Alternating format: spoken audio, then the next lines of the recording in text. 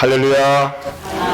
복되신 주 예수 그리스도의 이름으로 여러분 모두를 축복합니다.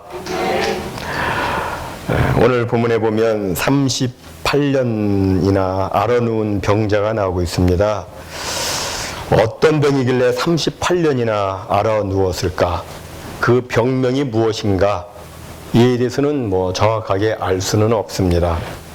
하지만 이 병에 대해서 헬라어 원어로 같은 단어가 쓰여진 누가복음 13장 11절을 참조해 보면 이 병은 신경계 혹은 근육계 이상으로 점점 몸이 쇠약해져 가다가 이 몸이 굳는 거예요. 그래서 나중에는 꼬부라져서 조금 더 펴지 못하는 그런 종류의 병임을 추측할 수가 있습니다. 그 사람은 38년 동안이나 그렇게 앓아누웠습니다. 몸이 펴지질 않아서 제대로 설 수도 걸을 수도 없고 정말 너무너무 힘든 그런 시간을 그가 38년이나 보냈습니다. 너무나 고생을 많이 했습니다. 아무도 돌보는 이 없고 아무런 희망도 없이 그렇게 낙심하며 있는데 사랑이 풍성하신 우리 예수님께서 그 사람을 긍휼히 여겨주시고 그 사람을 찾아가 그의 병을 고쳐주셨습니다. 이것이 요한복음에 나타난 세 번째 표적인데 사도 요한은 아마도 이러한 내용을 기록하면서 38년 된 병자가 예수님으로 말미암아 고침받았듯이 우리도 아무리 오래된 병이라도 아무리 오래된 좋지 않은 습관이라도 아무리 오래된 고질성 중독이라도 그것이 무엇이든 다 예수 그리스도로 말미암아 고침을 받을 수 있다고 하는 희망의 메시지를 우리에게 전해주고 있다고 생각합니다. 하여 오늘 말씀을 들으시고 혹시라도 남에게 말 못하는 자기만이 알고 있는 거 있잖아요. 남에게 말 못하는 오랫동안 아파하는 문제가 있다면 그것이 질병이든 중독이든 좋지 않은 습관이든 그것 때문에 오래 힘들어하는 문제가 있다면 오늘 말씀 속에서 예수님을 만나서 온전히 치유함을 받는 놀라운 역사가 있으시기를 주님의 이름으로 축원해 드립니다. 오늘 본문의 배경은 예루살렘 베데스다 연못가입니다. 예수님 당시 예루살렘 성에는 군데군데 출입할 수 있는 성문이 여러 있었습니다. 골짜기로 연결된 골짜기 문이 있고 말 탄 사람이 다니는 마문이 있고 그리고 똥같이 더러운 것을 내다버리는 분문이 있고 물을 나르는 수문이 있고 생선을 나르는 어문이 있었습니다. 그리고 오늘 본문에 나오는 양문도 있었습니다. 이 양문은 양쪽 문이라는 뜻이 아니고 sheep gate, 양문, 그러니까 성전에 제물로 드릴 양들을 인도하여 드리는 그런 문입니다.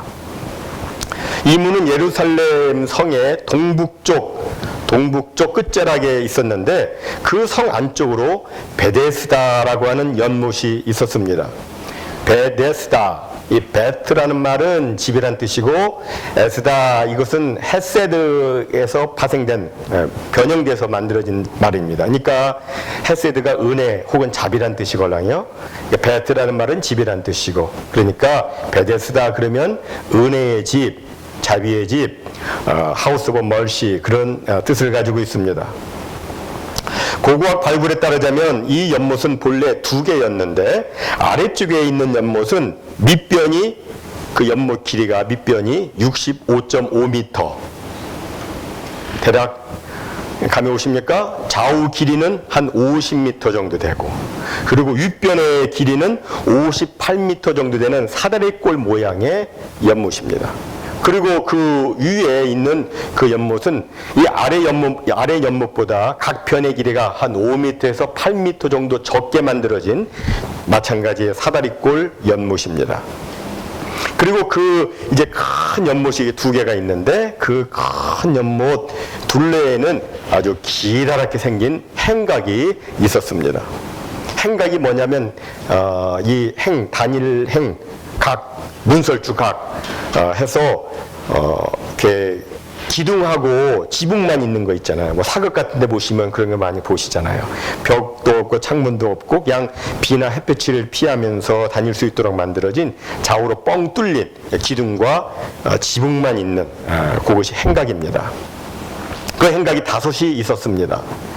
그런데 그 행각 밑에 많은 병자들이 누워 있었습니다. 그리고 거기에는 시각장애인도 있었습니다. 지체장애인도 있었습니다. 혈기 마른 사람도 있었습니다. 이런 사람들이 거기에 누워서 끙끙 앓고 있는 거예요. 이들은 전부 당시 의술로는 고칠 수 없는 난치병 또는 불치병 환자들이었습니다. 그리고 거기에 그들 중에서 가장 오래되었을 거라고 여겨지는 38년 된 병자도 거기에 누워 있습니다. 그럼 그들은 왜 그 행각에 그렇게 누워 있을까요? 그것은 거기에 옛부터 내려오는 미신적 전설이 있기 때문이었습니다. 그 전설이 뭐냐면 가끔 가다가 그 연못의 물이 막 움직일 때가 있는데 이것은 천사가 내려와서 목욕을 하는 것이고 그때 누구든지 물속에 제일 먼저 뛰어 들어가면 무슨 병이든지 고침을 받는다는 그런 전설이었습니다. 이 전설은 전혀 사실이 아닌데 혹시라도 사람들이 성경을 읽으면서 야, 이게 진짜로 있을 수 있는 이야기인가 보다 이 이야기를 사실로 여길까봐 우리말 성경에서는 그에 대한 설명 부분을 직각태에 가로를 써가지고 주의를 시키고 있습니다. 유심히 보신 분은 이렇게 딱 직각 대가로 딱 가려 있어요. 그리고 영어 NIV 성경에서는 아예 그 내용을 딱 빼버렸습니다. 혹시라도 전설을 성경으로 오해를 할까봐 그렇게 빼버렸습니다. 그 전설입니다. 거기 있는 거. 다시 말해서 천사가 내려와서 목욕을 함으로 물이 움직이는 일은 없다. 그건 사실이 아니다. 뭐 그런 겁니다. 천사가 내려와서 목욕하는 이야기는 우리나라 전설에도 있죠. 나무꾼과 선녀 이야기 뭐 그런 이야기 있지 않습니까? 뭐 그 정도 수준의 전설입니다. 그런데도 당시 거기에 모여든 사람들은 그 이야기를 사실로 믿었습니다. 왜냐하면 진짜로 가끔 가다가 그 연못의 물이 막 움직일 때가 있었기 때문에 그래요. 이런 현상은 오늘날의 상식으로 보면 가이저와 비슷한 것으로 여겨집니다. 여러분 가보셨겠지만 또 못 가신 분도 계시겠지만 옐로스톤 그 공원에 제가 전에 가보았는데 거기에 가이저가 있었습니다. 뭐 연못이 이렇게 바위 연못이 있는데 조금 있다가 갑자기 거기서 물이 확 위로 올라오는 거예요. 그리고 막 물이 움직입니다. 이것을 우리말로는 간헐천이라고 합니다. 일정한 기간을 두고 주기적으로 분출하는 온천, 간헐천이라고 합니다. 그런데 이런 자연과학 그런 지식이 당시 사람들에게는 없었으니까 그들은 그렇게 물이 움직인 것을 천사가 내려와서 물을 움직인 것이다라고 생각을 한 것입니다. 또 고대 기록에 의하면 그 연못에 물이 움직일 때에 물 색깔이 붉은색이었다고 합니다. 이것은 아마도 그 물이 철분을 함유하고 있었기 때문일 텐데 이것에 대해서도 당시 사람들은 알 길이 없죠.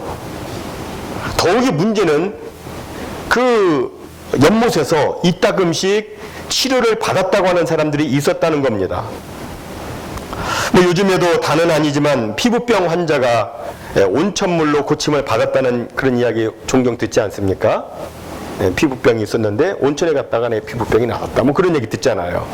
뭐 그런 식으로 그 연못에서 일부 환자의 건강이 호전되는 경우가 있었습니다. 이러한 소문이 퍼져서 그곳은 많은 병자들이 찾아오는 그런 장소가 되었습니다. 그런데 사람들이 많이 모이게 되면 말이 많아지고 거기에 이야기가 자꾸 막 내용이 붙습니다. 미신적인 요소가 더해집니다. 그래서 언제부터인지 당시 사람들은 그 움직이는 물은 천사가 움직이는 것이고 그 물에 가장 먼저 들어가면 무슨 병에 걸렸든지 낫는다 이렇게 생각을 했던 것입니다. 그래서 그들은 제일 먼저 들어가려고 그 앞에서 허구한 날 물이 움직이기만을 기다리고 있었던 것입니다.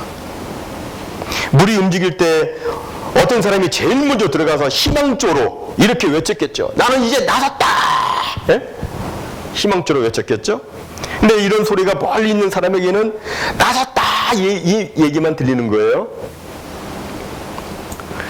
사실인지 아닌지 전혀 확인이 안 되었음에도 불구하고 당시 병자들은 그런 이야기를 그대로 믿고 자기에게도 그러한 일이 있기를 기대하면서 그 자리를 지키고 있었던 겁니다.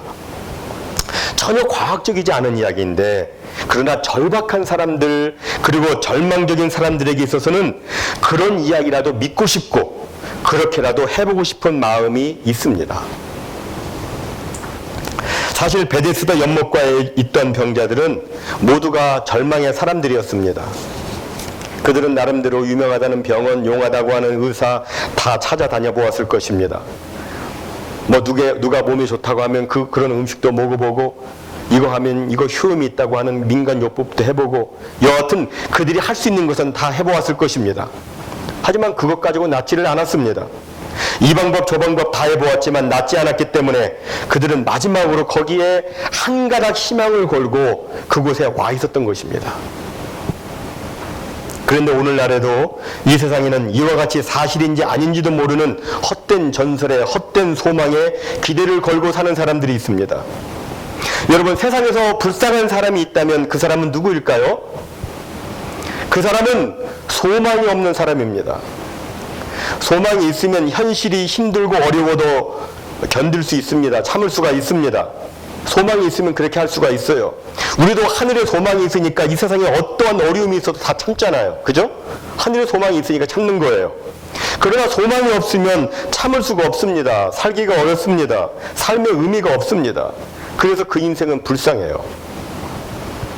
그런데 이 세상에는 이렇게 소망이 없는 사람보다 더 불쌍한 사람이 있습니다.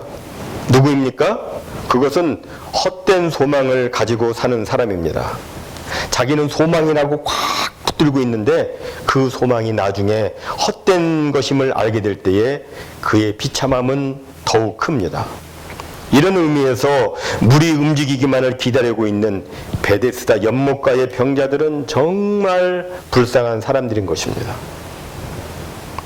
그런데 이들을 더욱더 비참하게 만드는 것이 하나 더 있었는데, 그것은 그들끼리 또 경쟁을 거기서 해야 한다고 하는 것입니다. 사실 그들은 세상에서 밀리고 밀려서 어쩔 수 없이 그곳에 온 사람들입니다. 그렇다면 동병상련, 같은 병을 앓는 환자가 서로 가엾게 여기는 것처럼 모두 같은 처지이니까 서로 위로하고 격려하고 동정하고 도와주어야 마땅한데 오히려 살벌한 경쟁을 벌여야 하니 이것처럼 비참한 것은 없는 것입니다. 그것도 참 소망이 아니라 헛된 소망을 위해서 그리해야 되니, 게다가 베데스다 무슨 뜻이라고 그랬어요? 은혜의 집, 자비의 집. 예? 그 은혜의 집이라고 하는, 자비의 집이라고 하는 그곳에서 그렇게 살벌한 경쟁을 해야 하니 그들의 처지는 정말 말 그대로, 죄송합니다, 테러블, 호러블, 미저러블, 예? 비참 그 자체인 거예요. 그런데 그 중에서도 더 비참한 사람이 있었습니다. 그 사람은 38년 된 병자였습니다. 그는 바닥 인생들이 모인 그 속에서도 밀리고 밀려가지고 38년 동안 한 번도 거기에 먼저 들어가 본 적이 없는, 늘 꼴등만 하는 그런 인생이었습니다. 우리가 일주일만 알아 누워도 기력이 없어서 이 거동을 하려고 그러면 막 어지럽고 땀이 나고 무척 힘이 드는데, 38년 동안이나 이 사람이 알아 누워 있었으니 혹시 무리 동안들 어떻게 가장 먼저 들어갈 수 있겠습니까? 아마 그가 일어나려고 그러면 벌써 사람들은 그 안에 들어가 있었을 것입니다. 이런 모습을 보고서, 그리고 그러한 자신의 이 처지를 보고서 그 사람에게는 무슨 생각이 들었을까요? 옆에 누가 도와줄 사람도 없고, 뭐 긴 병에 효자 없다고 가족이나 친지들도 다 떠나버리고, 그저 체념과 자포자기, 원망과 한탄, 다른 사람을 향한 미움과 시기, 아마 이런 마음으로 가득했을 것입니다. 그의 마음은 좌절과 실망 속에 우울하고 어두운 흑암 그 자체였을 것입니다. 그런데 그에게 빛 대신 우리 예수님께서 찾아가셨습니다. 오늘 본문을 보니까 그때는 유대인의 명절 때라고 되어 있습니다. 유대인의 명절에는 6월절, 오순절, 뭐 장막절 등등이 있는데, 이때가 정확히 어느 때인지는 모르지만 하여튼 이 명절 때가 되면은 수많은 사람들이 예루살렘으로 찾아옵니다. 그래서 예루살렘은 북적거립니다. 자료에 따르자면 명절 때가 되어서 예루살렘 성 안으로 들어가려고 밖에 딱 서 있으면 자기가 걷지 않아도 그냥 사람들에게 밀려가지고 예루살렘 성 안으로 들어간다고 할 정도로 그렇게 많은 사람들이 성을 찾아왔습니다. 하도 사람들이 많아서 자기의 가족을 잃어버릴 때도 있었습니다. 예수님의 부모도 예수님의 12살 유월절 때에 예루살렘에서 예수님을 잃어버렸잖아요. 그죠? 사람들이 워낙 많기 때문에 그런 거예요. 그런데 이렇게 많은 사람들이 모여있는 그 명절의 때에 예수님이 베데스다 연못을 찾아가신 것입니다. 그리고 사람들이 너무 많아서 누가 누군지도 알아볼 수가 없는 그곳에서, 그리고 그 많은 모여있는 그 환자들 가운데에서 예수님께서는 가장 소외되고 가장 비참한 38년 된 병자를 유독 바라보시고 그리고 그 사람을 찾아가십니다. 예수님이 그 사람을 찾아간 것은 그 사람이 예수님께 간청을 했기 때문이 아니었습니다. 당시 그 사람에게는 믿음이 전혀 없었습니다. 그는 심지어 예수님이 누군지도 몰랐습니다. 그 다음 이어지는 말씀을 보면 병에서 고침을 받고 나서도 예수님이 누군지 몰랐습니다. 우리가 지난주에 살펴본 왕의 신하의 경우는 어떻습니까? 그 사람은 예수님을 알았고 그래서 예수님을 찾아가서 자기 아들의 병을 고쳐달라고 간청을 했습니다.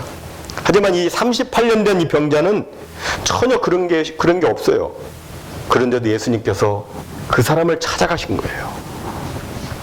무엇을 보여주고 있는 말씀입니까? 예수님이 찾아가셨어요. 무엇을 보여주고 있습니까? 하나님의 전적인 은혜를 보여주고 있는 말씀입니다. 예수님께서는 그 사람의 조건과는 아무 상관없이 오직 주권적인 은혜로, 오직 긍휼히 여기는 마음으로 그 사람을 찾아가셔서 그 사람을 고쳐주신 것입니다. 먼저 주님께서는 그에게 묻습니다. 6절에 보니까 네가 낫고자 하느냐 이렇게 물으십니다. 여기 낫고자 하느냐 이 말은 매우 애타게 원하느냐 간절히 기다리느냐 그런 뜻입니다. 그런데 이 말을 잘못 들으면 꼭 놀리는 말 같습니다. 아니 병자치고 낫기를 바라지 않는 사람이 어디 있습니까? 그런데 거기다 대고 이렇게 말씀하시니 정말 잘못 들으면 오해를 할 만합니다.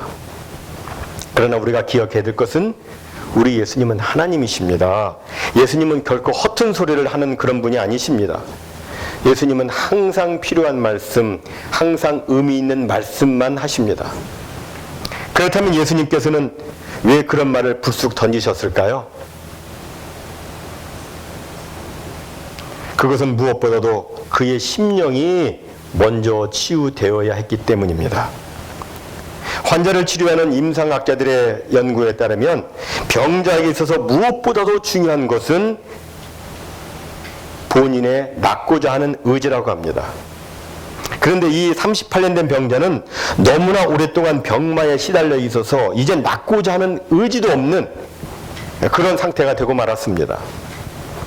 사람이 오랜 세월 동안 어떤 질병, 어떤 환경, 어떤 문제에 이렇게 시달리게 되면 스스로 마음속에 포기를 한다고 합니다. 처음에는 노력을 해봅니다. 기대도 해보고 소망도 갖고 노력도 해보고 그렇게 합니다.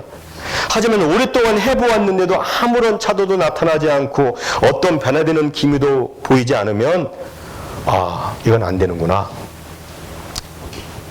이렇게 생각하면서 현실 직시형 부정적인 생각을 하게 되고 그 다음에는 자기 한계를 딱 그어놓고 그 이상의 생각에 가능성에 대해서는 전혀 기대를 하지 않는다고 합니다. 이게 이제 심령의 병이죠. 이러한 심령의 병이 그 38년 된 병자에게 있었고 그래서 그는 심령도 죽어가고 이제는 몸도 죽어가고 있었던 것입니다. 여러분 말이 38년이지 제이슨이 지금 몇 살? 25살이에요. 38년이면 굉장히 긴 기간입니다. 그에게는 뭐 의지가 없는 거예요. 어떤 기대하는 게 없습니다. 낫고는 싶겠지만 그게 뭐 이루어지지 않으니까.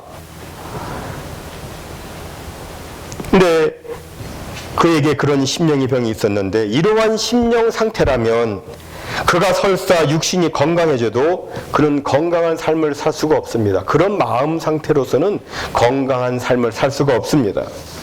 그래서 주님께서는 네가 낫고자 하느냐? 네가 정말 원하느냐? 이렇게 질문을 던지심으로 그 병자의 마음, 저 깊은 곳에 꺼져 있는 그 낫고자 하는 소망의 불씨, 그 믿음의 불씨를 살려주신 것입니다. 여러분, 심령이 치유되는 게 왜 그렇게 중요합니까? 우리 사람은요, 생각한 대로 움직입니다. 그렇죠? 목표를 정하고 내가 이렇게 해야겠다 생각하면 그렇게 합니다. 그런데 나는 어떻게 될지 난 전혀 모르겠다. 나는 모르겠다. 뭐 이런 식으로 이것도 아니고 저것도 아닌 그런 생각을 갖고 있으면 그 목표에 도달할 수가 없습니다. 사람의 행동을 결정하는 것은 심령의 생각입니다. 심령의 생각이 그의 행동을 결정하고 그리고 그 결과로 인생이 결정이 됩니다. 이처럼 사람의 심령은 인생에 큰 영향을 끼칩니다. 왜 세상에서도 그런 말이 있지 않습니까? 생각은 행동을 낳고 행동은 습관을 낳고 습관은 성격을 낳고 성격은 운명을 낳는다. 잠언 23장 7절에도 이런 말씀이 나오는데 그 내용을 풀어가지고 짧게 설명하면 이렇습니다. 각 사람의 인생은 그 사람이 생각한 그대로다. 그 사람이 심령 생각한 그대로다. 그러니까 심령이 건강해야 됩니다. 생각이 건강해야 돼요. 뭐 할 수 없다, 나는 안 된다, 이런 부정적인 생각은 다 버려야 됩니다. 여기 계신 여러분들은 하나님의 말씀과 성령의 은혜로 말미암아 모두 심령이 강건하시기를 주님의 이름으로 축복합니다. 정확히 몇 년도인지는 모르겠는데 예전에 하버드 의과대학에서 다음과 같은 실험을 했다고 합니다. A그룹 100명과 B그룹 100명으로 나누어서 실험을 했답니다. 사람이 잠들기 전에 A그룹 100명에게 커피 석 잔을 먹였습니다. 그리고 B그룹 100명에게는 우유 석 잔을 마시게 했습니다. 그리고 다음날 아침에 물어봤습니다. 간밤에 잘 주무셨습니까? 그랬더니 A그룹 100명 중에 65%는 엎치락 뒤치락 잠을 제대로 자지 못했고 17%는 날밤을 새웠고 18%는 간신히 잠을 청했다고 대답을 했습니다. 반대로 B그룹은 모두 다 편안히 잘 잤다 이렇게 대답을 했습니다. 그런데 사실은 커피에서는 카페인을 제거하고 우유에는 카페인을 주입했다고 합니다. 무엇을 보여주고 있습니까? 이것은 양리작용보다는 심리작용이 더 크게 작용했다는 것을 보여주고 있습니다. 커피를 마신 사람은 당연히 잠이 오지 않을 것이다 이렇게 생각을 했습니다. 그래서 잠을 못 잔 거예요. 우유를 마신 사람은 당연히 잠이 잘 올 것이다 이렇게 생각을 했고 그래서 정말로 잠을 잘 잔 것입니다. 이처럼 생각은 우리 인생에 엄청난 영향을 끼칩니다. 결과가 완전히 달라집니다. 생각하는 것에 따라서. 또 이런 연구도 있습니다. 곤충학자가 벼룩을 가지고 실험을 했답니다. 이 벼룩은 점프력이 엄청나잖아요. 저도 어렸을 때 벼룩을 봤는데 잡으려고 했더니 점프를 이만큼 하더라고요. 그래서 못 잡았어요. 결국에는 못 잡았는데 그냥 점프가 엄청납니다. 그래서 이 곤충학자가 이게 유리병에다가 벼룩을 딱 거기다 집어넣고 투명 유리로 뚜껑을 덮었습니다. 그랬더니 벼룩이 그 안에서 점프를 하는데 점프를 하다가 유리판에 꽝 부딪히는 거예요. 이게 뭔가 했겠죠? 그리고 조금 있다가 또 점프를 하는데 이번에도 유리판에 또 꽝 부딪히는 거예요. 몇 차례 그렇게 하더니만 이제는 이 벼룩이 부딪히지 않을 정도로만 조금씩 뛰어오르는 겁니다.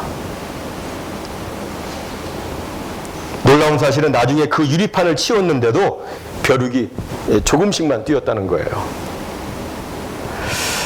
동물이나 사람이나 이 몸을 가지고 있는 존재는 반복 습득을 통해서 자기의 한계를 반복 습득을 통해서 얻어진 경험을 근거로 해서 자기의 한계를 그 리미테이션을 그어놓는 습성이 있습니다. 어떤 경험을 통해서 뭔가를 습득하게 되면 거기다가 자기의 한계를 딱 고정을 시켜놓습니다. 그 이상은 이제 안 나가려고 그래요. 자기 조건을 따지고 환경 조건을 따지고 그러면서 그 이상은 안 나가려고 합니다. 그런데 심령이 병이 들게 되면 그 생각하는 폭이 매우 좁아지고 그 한계의 높이가 매우 낮아집니다. 그 한계를 깨트려야 되는데 무엇으로 깨트릴 수가 있겠습니까? 오늘 말씀의 키포인트가 바로 여기에 있습니다. 그것은 바로 무한 능력자이신 예수님을 만나는 것입니다. 말씀으로 천지를 창조하신 예수님, 말씀으로 죽은 자를 살리시는 예수님, 말씀으로 어떤 병이라도 다 고쳐주시는 예수님, 이 전능하신 예수님, 이 예수님을 만날 때 이 부정적인 생각이 깨지고 그 한계가 깨지는 것입니다.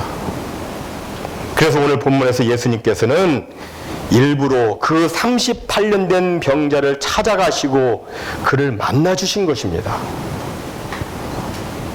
예수님과의 만남이 없으면 아무런 역사가 나타나질 않습니다. 부정적인 생각의 틀이 깨지는 것은 예수님과의 진정된 만남이 있어야 가능한 것입니다. 사람마다 예수님을 만나는 경험이 다 다르죠.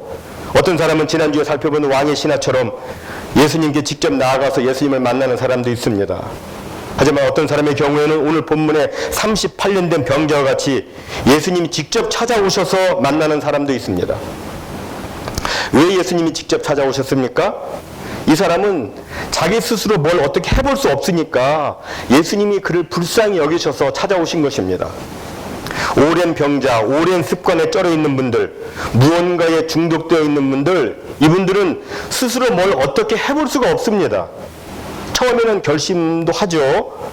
그러나 그 결심한 것이 이루어지지 않게 되면 이것이 반복되다 보면 나중에는 결심조차 하지 않습니다. 스스로 할 수 있으면 벌써 했겠죠. 벌써 나섰겠죠. 이분들에게는 예수님을 만나는 것 이외에는 다른 해결점이 없습니다. 그런데 그 예수님이 어디 계십니까? 예수님이 어디 계십니까? 예수님은 멀리 계시지 않습니다. 몸으로는 지금 하나님 보좌 우편에 예수님이 계시지만 영으로는 이 시간 우리 마음 앞에 와 계십니다. 그리고 말씀하십니다. 정말 네가 낫고자 하느냐? 낫고자 하느냐? 이렇게 물으시면서 우리를 당신의 능력의 세계로, 그 치유의 세계로 우리를 초청하십니다. 이 예수님의 초청에 우리는 최소한의 대답은 해야 합니다. 마치 38년 된 병자가 예수님께 주여, 물이 움직일 때 나를 못에 넣어줄 사람이 없어. 내가 가는 동안에 다른 사람이 먼저 가나이다. 이렇게 말했던 것처럼 우리도 최소한 주님 앞에 솔직히 자기 자신의 현재 상태를 말씀드려야 됩니다. 예수님이 물으시는데도 아무 대답도 안 하고 있으면 그냥 예수님은 지나가시는 거예요. 하지만 예수님이 네가 낫고자 하느냐 물으실 때, 예 주님, 낫고는 싶은데 제 처지가 이렇습니다. 제 힘으로는 안 됩니다. 하오니 주님이 도와주십시오. 이렇게 주님 앞에 자신의 상황과 자신의 요청을 아뢰게 될 때에 주님의 치유의 역사는 시작되는 것입니다. 이렇게 낫고자 하는 희망의 불씨를 살려주시며 심령을 치유해 주신 예수님께서 이제 그에게 이렇게 말씀하십니다. 일어나 내 자리를 들고 걸어가라. 하나님의 말씀이죠. 이 말씀은 일어나라, 내 자리를 들어라, 그리고 걸어가라 말씀하십니다. 그 병자는 오랜 세월 누워있던 그 자리를 들고 일어나 걸어갑니다. 정말 놀라운 일이었습니다. 그렇게 오래된 질병을 38년 동안 몸 펴지지도 않아가지고 그렇게 있는 그 오래된 질병을 그렇게 한순간에 고치시다니, 그것도 말씀 한마디로 그렇게 고치시다니 정말 놀라운 일입니다. 예수님은 이 기적을 통해서 당신이 비록 인간의 모습을 하고 있지만 단순한 인간이 아니요 전능하신 하나님의 아들임을 밝히 증거하고 계신 것입니다. 이래서 이것이 표적이 되는 거예요. 이제 말씀을 맺도록 합니다. 사랑하는 성도 여러분, 우리는 어떤 사람들입니까? 우리는 이 세상의 그 수많은 사람들 가운데에서 하나님의 전적인 은혜를 받아 예수 그리스도를 믿음으로 구원을 받은 사람들입니다. 그렇다면 예수님께서 아무 믿음도 없는 38년 된 병자를 찾아가셔서 그를 치유해 주셨는데 왜 예수님께서 하나님의 자녀인 우리들을 치유해 주시지 않으시겠습니까? 예수님께서 그저 전적인 은혜, 긍휼의 은혜로 그 38년 된 병자를 불쌍히 여기시고 고쳐주셨는데 왜 예수님께서 우리가 힘들어할 때, 우리로서는 도무지 일어날 힘이 없어서 괴로워할 때 왜 예수님께서 하나님의 자녀인 우리를 긍휼히 여기지 않으시겠습니까? 아무런 믿음도 없고 아무런 간청도 하지 않은 사람도 찾아가 만나주셨는데 왜 우리를 안 만나주시겠습니까? 왜 우리를 방치하시겠습니까? 예수님은 우리를 위해 십자가에 달려 죽으실 정도로 우리를 사랑하셨습니다. 그러므로 절대로 우리를 포기하지 않으십니다. 사도 요한은 오늘 표적을 통해서 예수님은 정말 절망 중에 있는 모든 사람에게 우리 예수님은 바로 소망이 되신다라고 이것을 지금 보여주고 있습니다. 38년 된 그 병자 절망, 흑암 가운데 있었습니다. 하지만 그에게는 예수님이 소망이 되어 주셨습니다. 혹시 우리 가운데 인생의 여러 문제로, 인생의 이런저런 일들로 절망하며 계신 분 계시지 않습니까? 오랜 세월 고질적인 문제로 고통을 당하다 이제는 더 이상 다른 방도가 없어서 그냥 체념하고 주저앉아 계시는 분 계십니까? 지금보다 더 나은 모습으로 살고 싶은데 그게 잘 안 돼서 고민 중에 있는 분이 계십니까? 소망의 주님이 계십니다. 베데스다 연못가에 찾아가 38년 된 병자를 만나시고 치유해 주셨던 그 긍휼의 예수님을 만나시기 바랍니다. 내 영혼에 들려주시는 주님의 말씀을 들으십시오. 네가 낫고자 하느냐? 네가 진정으로 이것을 원하느냐? 네가 이것 때문에 애타고 있느냐? 주님의 말씀을 들으시고, 예, 주님 그렇습니다. 주님 저를 불쌍히 여겨 주옵소서. 우리 가족을 불쌍히 여겨 주옵소서. 주님 도와주옵소서. 이렇게 주님께 아뢰십시오. 주님께서 말씀하십니다. 일어나 내 자리를 들고 걸어가라. 이 말씀처럼 치유의 역사가 각 가정에 나의 심령 가운데 나타날 줄로 믿습니다.